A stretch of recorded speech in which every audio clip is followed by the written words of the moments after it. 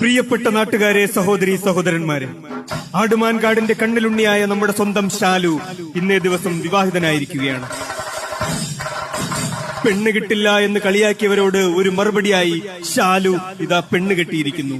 നിങ്ങളോടൊപ്പം ഈ വഴിത്താരയിലൂടെ ഇതാ ശാലു കടന്നു വരുന്നു. ശാലു ഇനി ജെറീനയ്ക്ക് സ്വന്തം.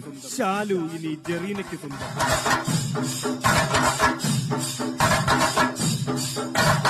മുപ്പത് പെണ്ണ് കണ്ടിട്ടും മൂക്കിൽ പല്ല് വന്നിട്ടും പെണ്ണ് കിട്ടാത്തതിന് കളിയാക്കിയവരെ, കൊച്ചി രാജാവിന്റെ ചെറുമകനെ എന്ന് വിളിച്ച് കളിയാക്കിയവരെ, നാട്ടിലെ ചെറുപ്പക്കാരുടെ കല്യാണം മുടക്കാൻ കച്ചകെട്ടി ഇറങ്ങിയവരെ, നിങ്ങളിത് കാണുക.